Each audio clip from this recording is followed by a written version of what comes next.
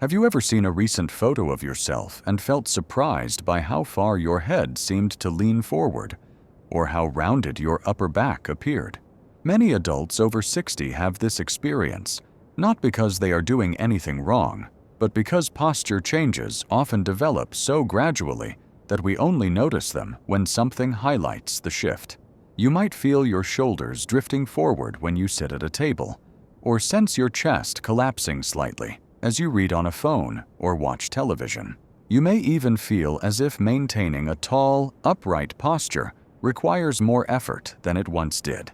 These changes can feel discouraging, but they are not a sign that you are too old to improve. What they really reflect is a pattern that develops when the muscles responsible for supporting the spine gradually lose activation, while the muscles pulling the body forward become increasingly dominant. After the age of 60, this imbalance becomes more noticeable. It is not simply about aging bones or weakened joints. The real drivers are neuromuscular. The brain reduces its communication with certain postural muscles, particularly those in the upper back, deep neck, and lower shoulder blades. At the same time, the nervous system begins relying more heavily on muscles in the chest, the front of the shoulders, and the front of the neck, the muscles most active during sitting, reading, driving, and other daily activities. Over time, this creates a cycle where the body adapts to the positions it holds most often, even if those positions are not ideal. Fortunately, this also means the body can adapt back through deliberate and gentle postural retraining. Today, I will guide you through 3 simple, therapeutic movements designed specifically for adults over 60 who want to improve their posture safely. These are anti-slouch movements that help lift the chest, realign the shoulders, activate the stabilizing muscles along the upper spine, and support a more comfortable, confident alignment. They are widely used in rehabilitation environments because they create meaningful changes without straining the neck, shoulders, or lower back. You do not need any equipment, and you can practice every movement at home. Before we begin, I encourage you to share your name and where you are watching from in the comments. Our community is filled with adults who are working toward safer movement, better balance, and long-term independence. Your presence here matters, and your progress can inspire someone else. Before attempting new exercises, please consult your physician or physical therapist if you have significant neck pain, severe kyphosis, osteoporosis with spinal fractures, substantial balance disorders, or recent surgeries. Remember the guiding principle that discomfort is acceptable, but sharp, sudden, or radiating pain is not. Adjust the pace, range, and duration of each movement according to your comfort level. Let us begin with the first movement, which focuses on activating the thoracic extensors, the muscles that gently lift the chest and reduce rounding through the upper spine. These muscles often become underactive in older adults, partly because modern life encourages forward-leaning activities. Over time, the brain reduces the neural signal to these muscles, allowing the chest to collapse and the head to drift forward. This movement reawakens that network. You may perform this movement either seated or standing. Begin by sitting or standing tall, with your feet grounded and your spine lengthened. Take a slow breath in through your nose and allow your chest to expand gently. As you exhale, imagine directing your breath into the base of your spine, encouraging your length to increase. Now, without forcing anything or arching excessively, picture a soft, gentle lifting at the breastbone. Allow your shoulder blades to glide slightly downward, as if they are resting comfortably in a pocket. The movement is subtle. The goal is not to pull your shoulders back sharply, but to create space along the front of the body, while awakening the upper back muscles that have grown quiet over time. One of the most important aspects here is the breath. As you inhale, you help expand the chest. As you exhale, you encourage your spine to lengthen upward. Over time, the brain relearns how to support an upright posture with less effort. Many individuals feel an immediate sense of openness in the chest and a gentle reduction in tension between the shoulder blades. If you notice discomfort in the lower back, reduce the intensity and focus more on breath-guided expansion rather than muscular contraction. If you struggle with balance, perform the movement seated. With consistent practice, the upper spine becomes more mobile, the chest feels less compressed, and the neck has a more stable base to rest upon. As we move to the second anti-slouch exercise, it is helpful to understand that posture is not merely a muscular issue. It is deeply connected to breathing, rib mobility, and the subtle interactions between the diaphragm and the spine. When we slouch, we reduce the available space for the lungs to expand, which can affect oxygenation and energy levels. We also limit the natural movement of the ribs, which are essential for healthy breathing. When breathing becomes shallow, certain muscles tighten to compensate, particularly in the neck and shoulders.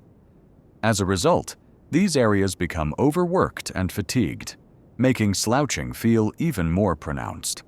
The second movement centers around controlled scapular retraction paired with supportive breathing. This helps restore proper rib mobility and strengthens the muscles responsible for stabilizing the shoulder blades in a healthy position. Begin seated or standing with a tall spine. Place your awareness on the lower angles of your shoulder blades. Take a slow breath in and imagine the breath expanding the sides and back of your rib cage rather than lifting your shoulders. As you exhale gently, allow your shoulder blades to glide slightly toward one another and down, as though they are settling into a stable, grounded position on your back. The action is smooth and unforced. The purpose of this movement is to reintroduce your nervous system to the sensation of stable shoulder blades, which serve as the foundation for healthy posture. When the shoulder blades drift forward, the upper back loses support and the chest collapses. When they move into a healthier alignment, the spine can assume a more upright orientation with significantly less muscular effort. As you repeat this coordinated breath and movement, you may notice tension releasing from the front of the chest and the sides of the neck. Individuals often report that their breathing feels deeper and their shoulders feel more relaxed when they practice this consistently. If you experience fatigue or discomfort during the exercise, take a brief rest. You may also perform a smaller motion while maintaining relaxed breathing. Over time, these subtle improvements contribute to better posture not only while exercising, but during walking, sitting, and other daily activities. The third and final movement focuses on the alignment of the head and neck. Forward head posture is one of the most common changes seen after 60. This posture places stress on the upper spine, increases tension in the muscles at the base of the skull, and contributes to neck pain, headaches, and balance issues. The chin glide alignment drill helps retrain the deep cervical stabilizers, the small muscles responsible for supporting the head in a neutral position. These muscles tend to weaken when the head is habitually held forward, and as a result, larger, less efficient muscles take over. This not only contributes to pain, but also interferes with balance, because the position of the head influences the body's center of gravity. To perform the movement, begin seated or standing with your spine long. Relax your shoulders completely. Direct your gaze forward and soften your jaw. Slowly draw your chin backward, as though creating space between the back of your neck and the base of your skull. The movement is small and should not involve tilting the head up or down. Instead, imagine your head sliding gently backward along a horizontal track. You may feel a light activation at the front of your throat and a gentle lengthening along the back of your neck. Hold the position for a slow breath, then release. Continue to move slowly in and out of the position, using your breath as your guide. This movement may feel unusual at first, especially if you have held your head forward for many years. However, with practice, it strengthens the deep neck muscles and reduces tension in the overworked muscles at the back of the skull.